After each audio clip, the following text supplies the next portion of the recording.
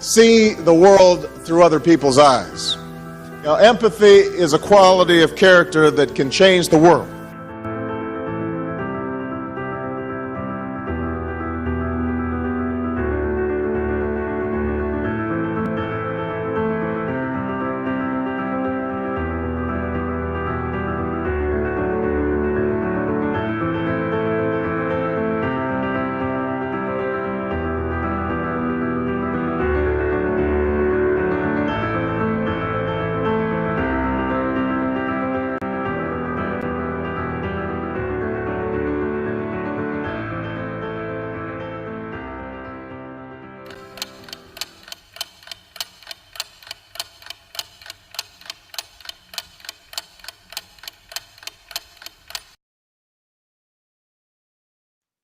Good morning and welcome to Artefact Live with me, Scott MacArthur. Well, wasn't that fun? We just tried to launch at the designated time, 11:30 a.m.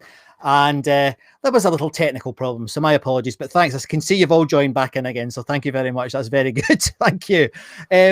If you could let us know who's there and where you are, that would be great. Now, I've still got this homeschooling issue. I've only got one laptop in front of me rather than my usual two. So sometimes I can't see who's talking. So if you do have a comment, just put in brackets your first name. That would be great, just so I can talk to you rather than say anonymous from Facebook. So thanks ever so much. So in case you haven't tuned in before, what this show is about is storytelling. And what I wanted to do is to create a canon of ideas, if you like. I want to create a resource for people that touches on all the main aspects of storytelling. Now, one of my favorite sayings that's developed over the last, this is the 22nd show, guys, over the last 21 shows, is this, that facts tell, but stories sell.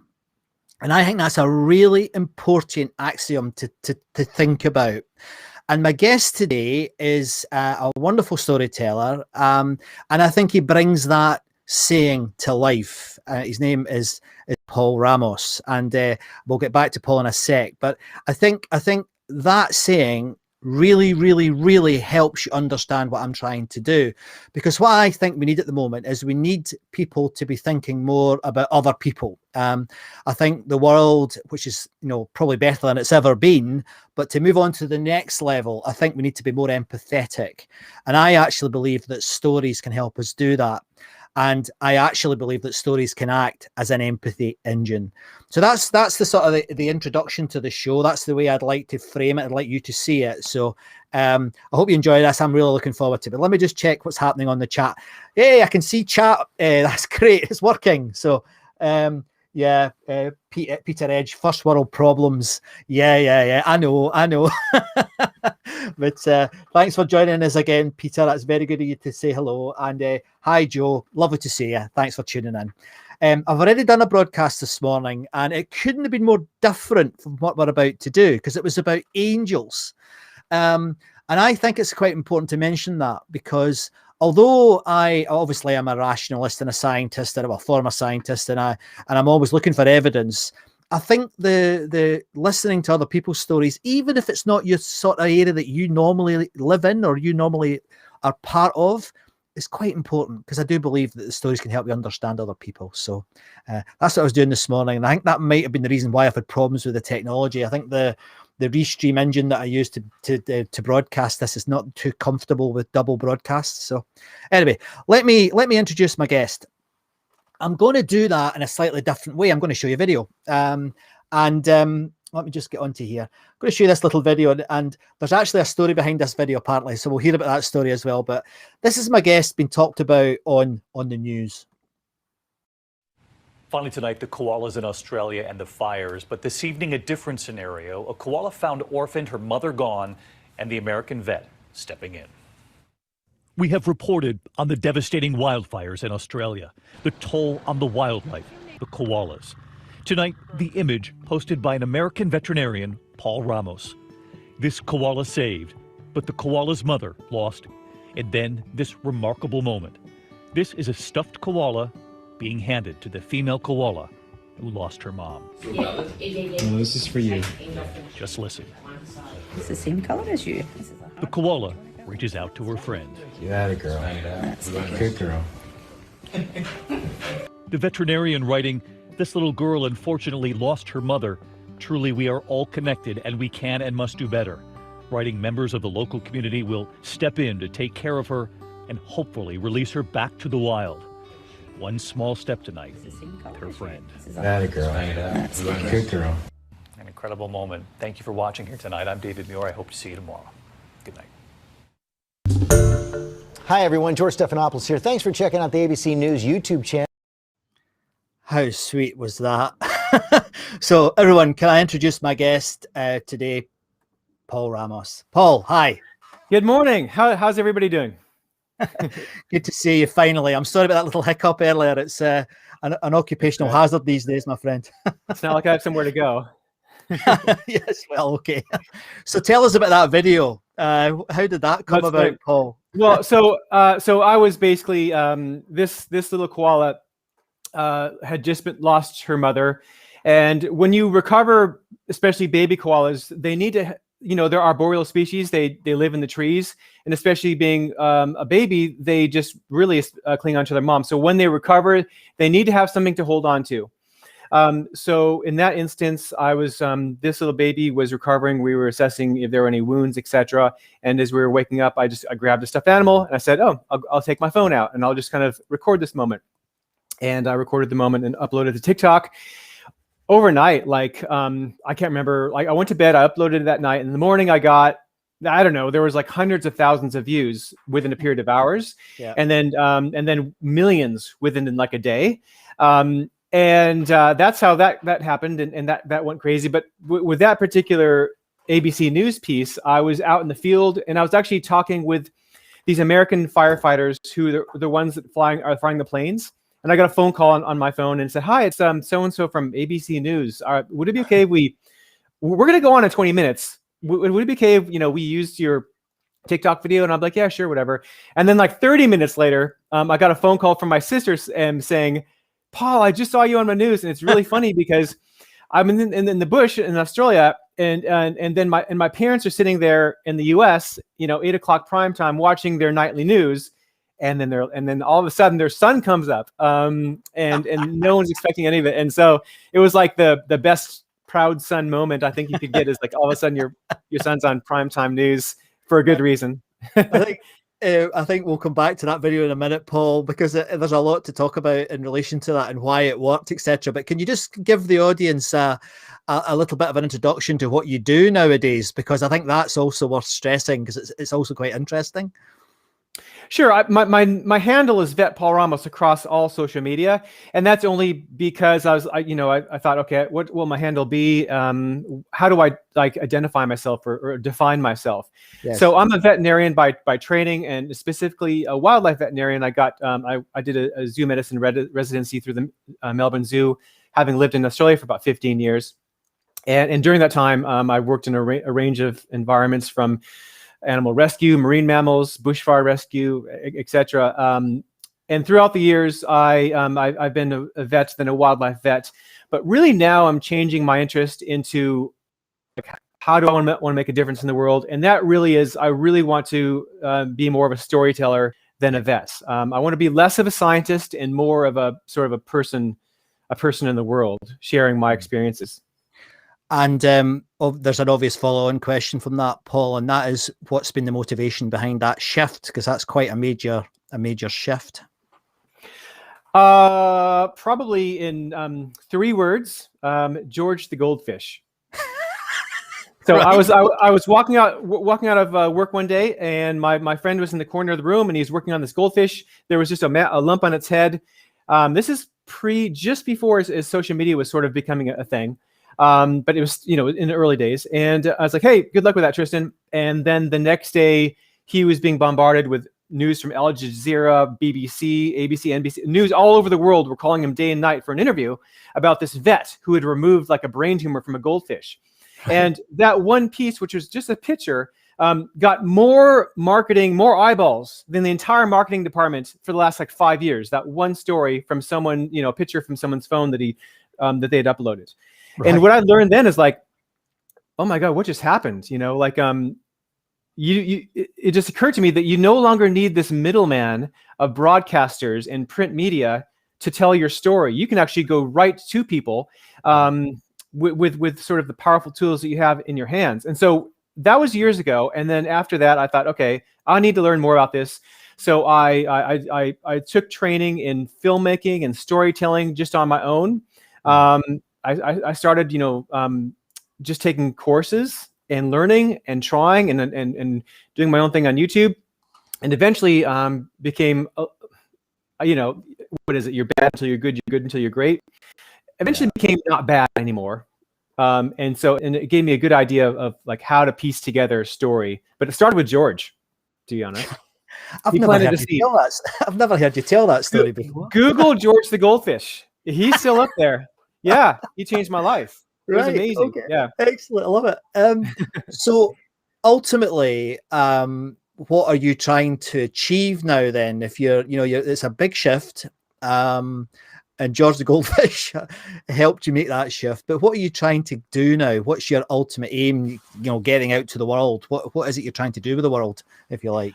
Well, it's a very apparent day one when you're a wildlife vet. So more so when you're a wildlife vet than a regular vet. That whatever darkens your doorway, whatever animal, whatever case, whatever injury, illness, it's usually almost always not about the animal.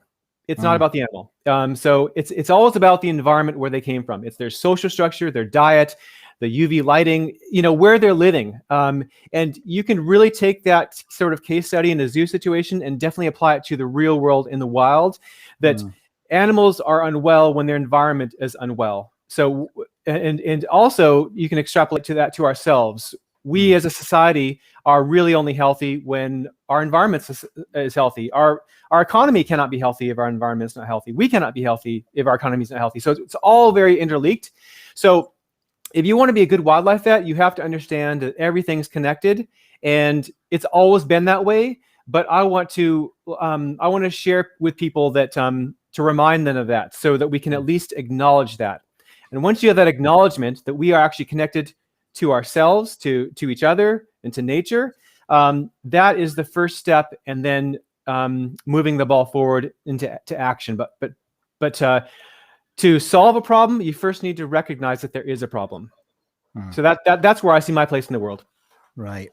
Beautiful. Now that is something that that is a noble objective, I think, because the very fact that we are connected, people they find it so difficult to understand, don't they? That we are so similar to each other, regardless of race, sexuality, or anything else. We're all the same.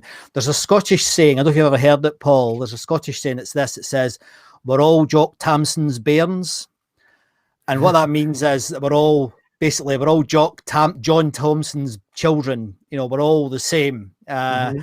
But I think it's a great saying, and it's a real leveler, because in my world professionally, when I work with companies and transformation people, HR people, a lot of what they worry about is about the differences. They're not focused on the fact that we're all Jock Tamson's bairns, and it is quite.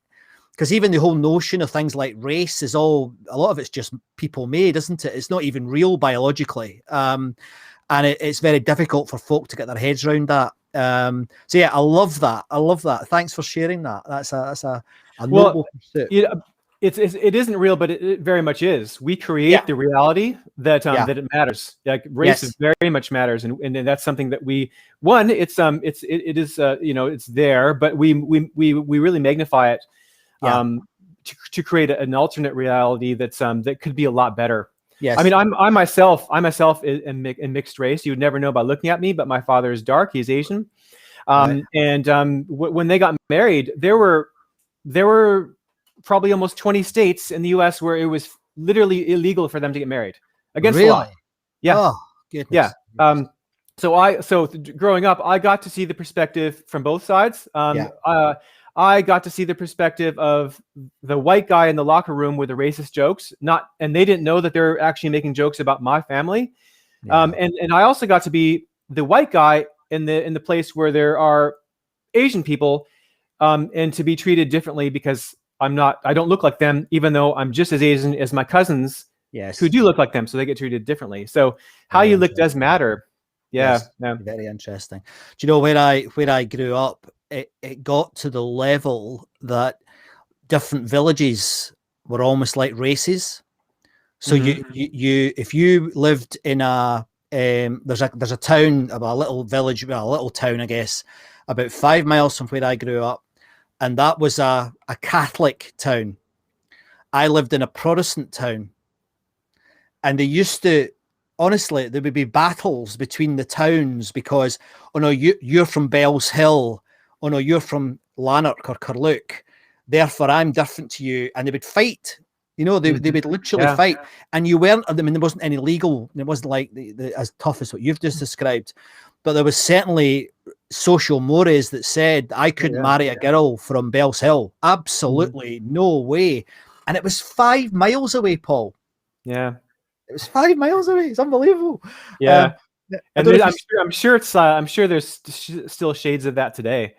Oh, there are. Oh, absolutely without a doubt. And we won't go down that particular rabbit hole today, but one of these days I'm going to do a show. I've actually got a friend who's a former priest, Catholic priest, and he still lives in that community, and he's dying to tell his story about how, you know, that has caused so many issues in Scotland and Ireland and all around the world. But we've got a particular issue with it in Scotland, I think, that continues, unfortunately, to this day, Paul. It definitely does. So just before we move on, there's a comment here from one of our viewers, Peter Edge. The look of bewilderment on Paul's face at Jock Tamson's bairns was priceless. What? Yeah, I couldn't understand the Jock or the Thompson or the bairns. I was like, so apart from that, it was completely clear. completely clear. Although more to the point, probably it should be Joan Thompson if we're talking about children. Oh, right. Here we go. So if we could go back to the video that just blew up, you know, your koala video. Why do you think that video became, you know, an internet sensation? Because it was. I mean, how many million views has it had now? Last time I looked, there was like 18 million on my platform alone. So that doesn't include everybody else. Like Olivia Munn shared it on her mainstream, on her main feed, as well as many different people and across different platforms. So in mine alone, 18 million, but you'd at least double that for sure. Right. Wow. Yeah. So why do you think? Why did that happen? What is it about that video? Well, in part because it was a moment in time. You know, the bushfires were happening. So rather than, oh, here's what happened 3 months ago or 6 months ago after it's been nicely edited, now we can tell a story. This is like real time. That happened that day. You know what I mean? There was no editing. This is as real as it can get. So I think there's that. You know, the immediacy, the relevancy, and you know, I think that matters because it's a part of real time conversation around the world with bushfires, and of course, there is something about with animals. Sometimes animals, and I still experience this now. You're shocked at how close they can be to us in terms of their emotions. Like they can feel grief, they can feel joy, elation, fear, pain, just like us.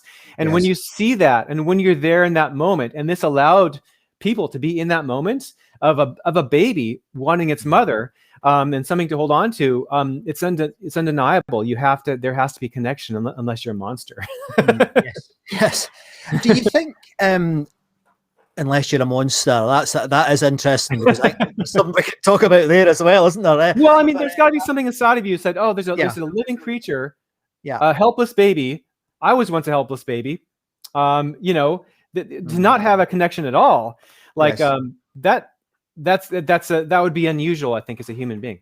Yes, I remember back in the dark ages in the 1980s when there was a thing called Live Aid. I'm sure you remember or have seen Live Aid. Oh yeah, definitely. And I remember Bob Geldof. Whether you love him or hate him, and people are quite polarized on him, I think he brought a new way of storytelling into the world where up to that point you would have like the World Health Organization or whatever, talking about, there's 1 million people dying of malaria, there's blah, blah, blah. And what Geldof did was he said, here's little Sunita starving to death in Ethiopia. He personalized it. And I'm sure it wasn't the first time that had been done, but I think it was the first time. I was a student at the time, and I was at university. And I remember watching it in my student squat. I was living in a squat at the time, and I'm sure we were, having a drink and smoking some illicit whatever. And I lived with 8 girls, believe it or not, in his squat, Paul. And all of them started to cry. And then I started to cry because it just, poof, it brought it absolutely into our reality, that moment. And I think the link with what you just said about animals is absolutely right. I think we've become, I don't know if you've got a view on that, I'm sure you have got a view on this. We've almost become immune, another word we'll come back to.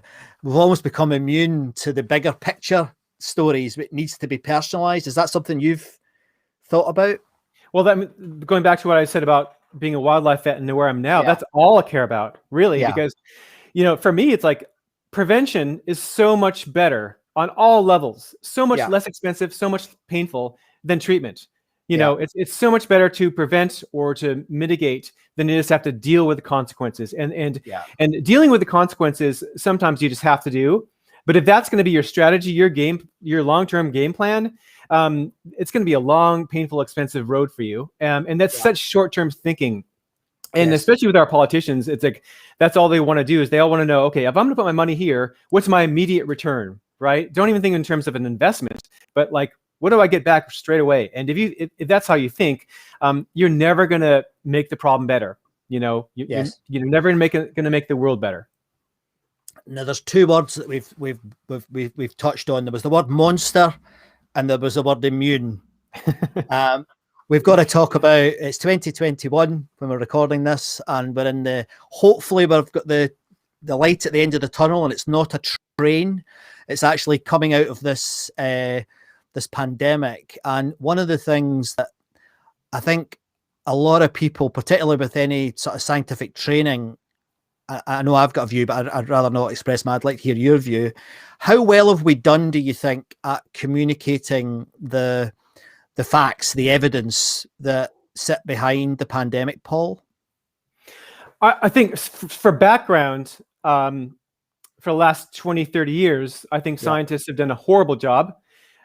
They've delegated the responsibility to bite-sized news pieces, to people who write articles. Basically, they've given the job to someone else. Here's my important message. You change it as you want and you deliver it to the community. And that's what it's been like for the last few decades. So I think scientists have done a huge disservice to themselves and to all of us as well by not really being authentic and really speaking as a human being in terms of how, what they really think of something, and talking like a scientist and not like a person in terms of, and always sort of, giving something with a caveat of like, if you smoke 2 packs a day for 30 years, rather than say you're probably going to get cancer, rather than say that, they'll say, there's a possibility. I could be wrong. There's a possibility, so it's not strong enough, so no one has really listened to scientists, and they've all listened to news organizations and what have you that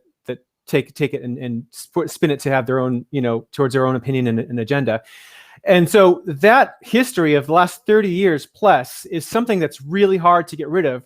And so the generation of sort of 30 plus, they're still stuck in that, they're mired still in that sort of communication.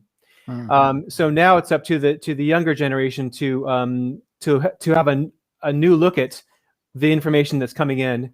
And so just now, I think scientists are starting to talk honestly, but not fast enough, not big enough, not scaled enough. So better, but not good enough. And how? I mean, obviously, I've got an agenda here. I think that storytelling is the answer to that, or at least part of the answer to that, because we did some work together. I used your video. Remember, I did that thing for Keele University where I was trying to help the research community there with their communication skills. Paul, it was so difficult because they just kept going back to where they were comfortable. Mm-hmm. And I advised another scientific group on. Do you remember doing posters at university, or when you're doing research, you used to do scientific posters? Mm-hmm. Sorry, guys, if you're not a scientist, this is one of the sort of in the scientific community. One of the things you do early on in your career, and then it seems to keep coming back, is you present what's called a scientific poster, and it tends to be an update on your research. It tends to lead to you submitting a publication on that poster. And what you normally do is you present it to colleagues and they give you feedback. Is that your experience, Paul? I mean, that's what my experience was. Yeah, and it's a way to also attend a conference at a discount. Yeah, absolutely. but the scientific poster has not really evolved very much in the last 100 years. And I was advising some scientists on how to. Yeah, because it's the abstract, materials and methods, blah blah blah blah, conclusion, and 1 page. Yeah, absolutely. And it is an important tool. And actually, I quite like to use it in the business world. Paul, believe it or not, I've actually used it in the business world quite successfully. But again, it seems that there was some research recently by a guy called Stuart Ritchie, who is a Scottish research psychologist, which is an oxymoron for many scientists, but he is a research psychologist who is looking at scientific method. Paul, I don't know if you come across him. He's very interesting. He's just moved to London, one of the universities there, and he was looking at the words that scientists use over the last 50 years. And what he's found is that onomatopoeic words like groundbreaking are so common now in the scientific literature that obviously that it becomes a noise. If you keep saying everything's groundbreaking, which you and I both know it's not, it's a steady progression rather than it being, very rarely is there a fundamental shift. I think there's something there as well, Paul, that a lot of scientists have become somewhat enamored by the media. I think it's gone both ways. I think the scientists have allowed themselves to be enamored by the media, but nevertheless, I still think there's an opportunity for more of them to do what you've done and start to tell stories. I think there's also a responsibility. Take ownership, take accountability for your work and what you believe in, and stop leaving it. Use them working together to help with your message, but do it yourself as well, because you can and you should. Yes, the world's changed. Yeah, it has. And can I just? I'll just go to the chat here. There's an I know you can see it. Yeah. Oh yeah. So Peter's talking also about anthropomorphizing animals. I think as a way to storytell. I think that's like when I worked with National Geographic. That TV show last year, and they want that. They said, look, we need you to in a way be a voice for the animal. So like you need to talk about how the animal must feel. Is it scared? You know what I mean? So there had to be that connection between me and the audience for the animal. And so I think not unfortunately, but that's just the way it is. That's how we tell stories. Yes. Yeah. Yes. And I mean, it's quite funny when you watch like Disney movies, particularly in the last 20 years. They do that to everything, don't they? They do it to teapots. They do it to. I mean, I've kind of gone off. Well, I have not kind of. I've gone off Disney because of the sort of the line with the flat cap on, and I might be wrong about that. I mean, I might be wrong, but I think we've maybe gone too far sometimes. But anyway, can I ask you another question? What's your artifact, Paul? What's your artifact that you brought with you today? In the background. Yeah. So a couple of them. Yeah. One, this is a mug that I bought years ago with my wife when she was still just my girlfriend. Got in England from the Spode factory. I said, I'm going to buy this really fancy mug, but it's also got wild animals on it for when I make it one day and I have that cabin in the woods. So it's my cabin in the woods mug. Right. But I also collect antique animal prints, and so I have a lot of them. And so like this is from the late 1700s, original lithograph, hand colored. And what's interesting about these is that so many of them are either like I've got like the dodo, I've got the the Tasmanian wolf, I've got a lot of extinct animals, but at the time they were not extinct, and so so the writing, I've got the text along with them. So it's an interesting sort of moment in time of sort of where science meets history meets art, of when these animals were still roaming the earth and what they thought of them at the time. And the ways that, this is a scientific journal, and that's the picture of this bird, and this is like the first description ever in the world of this bird. I still don't even know what it is, but but the scientists, they wrote differently. Like this is called a cock purple-breasted blue manakin. Right. The great difficulty, not to say impossibility, of always ascertaining the sexes of birds forms a grand impediment to the perfection of ornithology. It can hardly be doubted by anyone who is tolerably conversant in the knowledge of nature. Like, that's how scientists wrote back then. It's lovely, isn't it? It's quite nice. It's much more interesting. That would be a poster I'd read. Yes, absolutely. Thanks for sharing those. They're lovely. I think you've just proven the point that I make often on this show, that having artifacts, having things is one of the things that humans do. And quite often what I love about the artifact is the story behind it. So you've just proven that point quite beautifully. So, I mean, I've got two more questions for you. One is fun, but the other one is very serious. Let's do the very serious one first. We face a number of existential threats in the next, right now, including, one that people have stopped talking about, but nuclear weapon proliferation, etc. But the other one, of course, everyone talks about now is the climate change. And I think it's not a stretch, and you and I haven't spoken about this, but I think your connection piece is a key part of helping people understand how important it is for everybody to take responsibility for the world that we live in. Where do you see that? Where do you see that going in the next 10 years? Have you got any thoughts on the future of climate change or the future of the environment, conservation? I mean, this is a whole book. This isn't a 5-minute answer on a radio show, but a video show. But what are your thoughts on that, Paul, from your perspective?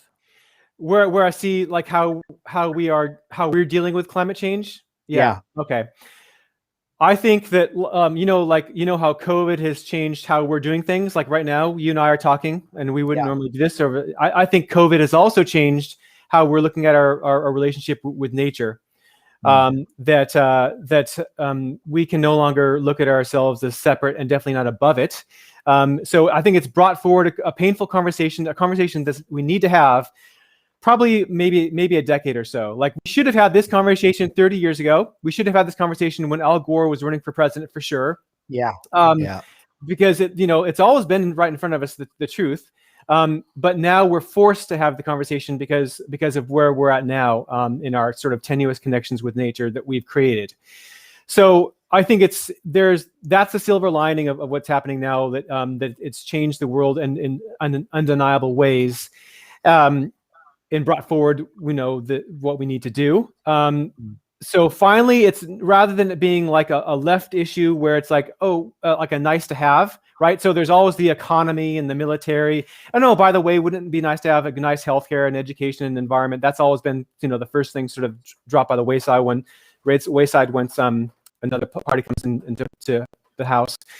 But now it's going to be take it from the side. Now it's front and center. The environment is. It's no longer some sort of lefty woo-woo thing. In fact, to me, the whole term environmentalist is ridiculous. Like, it's kind of like saying that, you care about your house being on fire. Like, we all live here. Like, why is that even a term? Why is that even a notion? This is our home.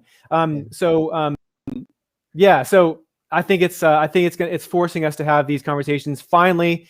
And it's a good thing. And the big reason for that is that economically we're being so hard hit that it is expensive to respond to these treatments, to these situations. It's better to prevent them.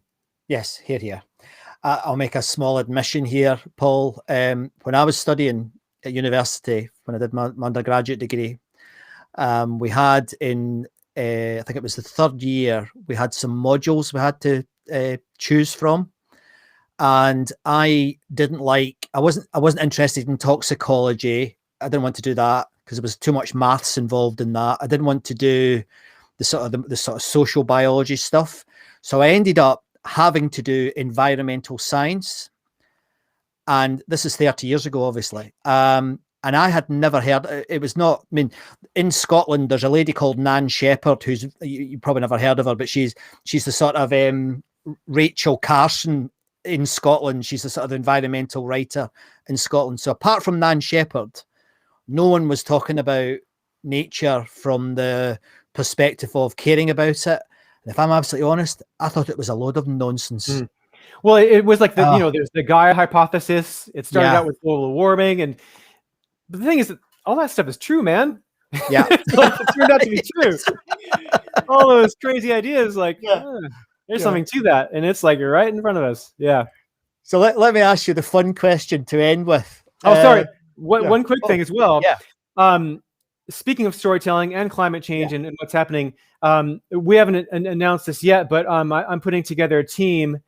The filmmaker who's shot films for Discovery, Animal Planet, National Geographic, and myself and another person.